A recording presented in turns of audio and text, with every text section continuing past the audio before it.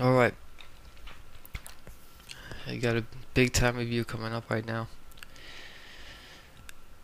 But probably the biggest release of 2010 on our hands right now. Um, and I'm speaking about Halo Reach, the newest game from Bungie. Um, some of you may know that I take Halo very seriously. It is probably one of my favorite sci-fi. It's my favorite sci-fi shooter ever on console.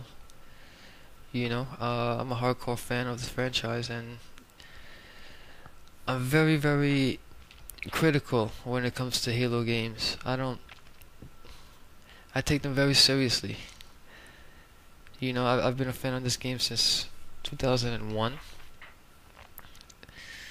I played Halo 1 when it came out on Xbox, the first Xbox. I played it every day for probably 2 years. So, yeah, I'm gonna start giving you a background of where I'm at so you guys can get an understanding of how serious, of a fan I am. And then I'm gonna go into Halo Reach in depth. So this might end up being a multi-parter, but I think it's appropriate because this is a game that I have a lot to say about, and I think a lot of fans out there want to hear uh, different opinions about this game because there's a lot to be analyzed. So yeah, I started on Xbox One, Halo 1, played it for almost every day for 2 years, single player. Not even multiplayer, single player. That goes to show you how enjoyable. Halo games they're tricky because a lot of people who play the game and dismiss it right away have only played it for maybe an hour or two, or maybe a day or two. You don't really see the depth that Halo has when you play it for only an hour or a couple of days, and the game is like it's like wine. It's like fine wine. When you play it a lot, you start to appreciate all the different things about it and see the depth that Bungie put into it. So yeah, I mean, I've put in my time. I know what works about the game. The uh, the way the weapons felt, the way the environments were designed. It was ingenious. It was.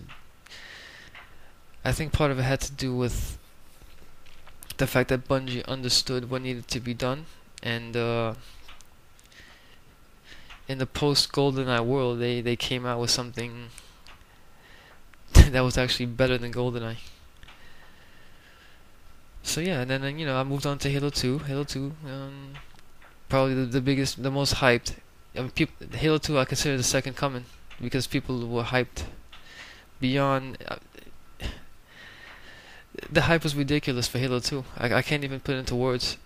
I mean, to the point where I had dreams.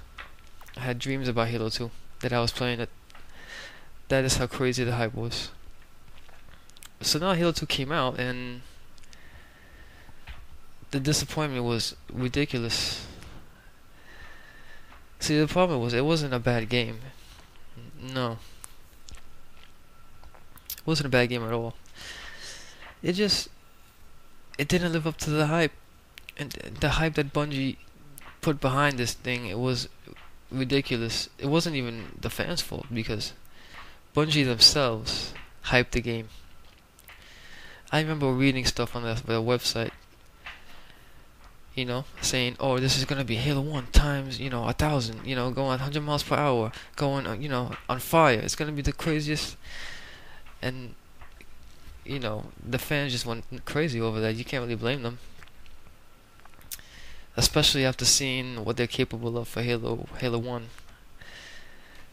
I'm not sure exactly what happened, really. I mean, maybe, like I said, it was probably just that we got overhyped. Because going back now and thinking about the game actually wasn't bad at all. It was, it was a good single player campaign. The multiplayer was extremely well done. One of the best multiplayer games ever on consoles. But the campaign was very much lacking. as far as the fans were concerned. The main problem was that we were promised throughout the entire campaign that this is gonna be Master Chief defending Earth. Problem was, you were only on Earth for maybe 2 missions, and that's it. The rest of the game took place all over the galaxy, all over, different places, different locations. And, the fans didn't appreciate that very much. We got angry over that. So then, the game ended with probably one of the most insulting cliffhangers in history, in video game history. Because essentially, right when you're about to go back to Earth, the game just ends.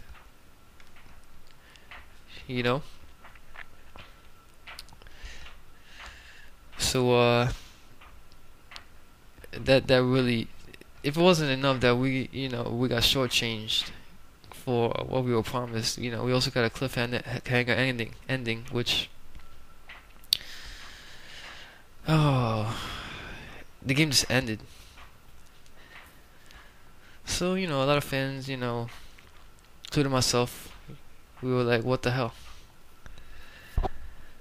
And then we move on to Halo 3, which came out a couple years later.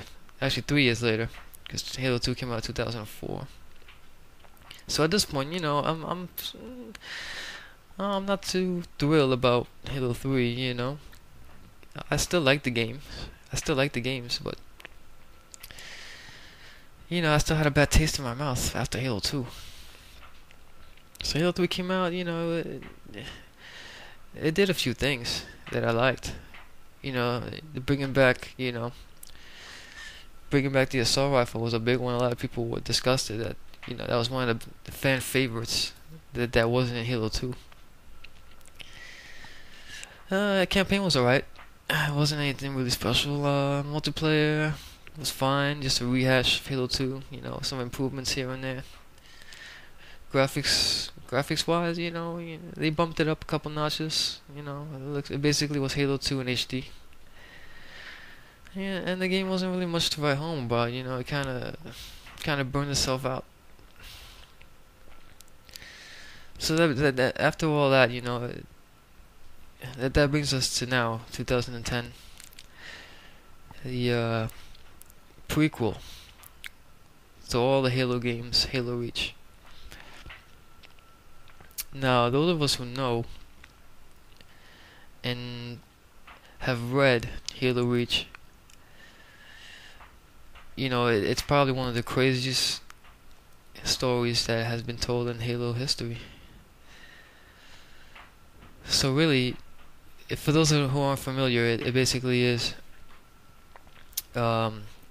Reach is a planet basically that has all of humanity's stronghold. All the weapons, all the Spartans.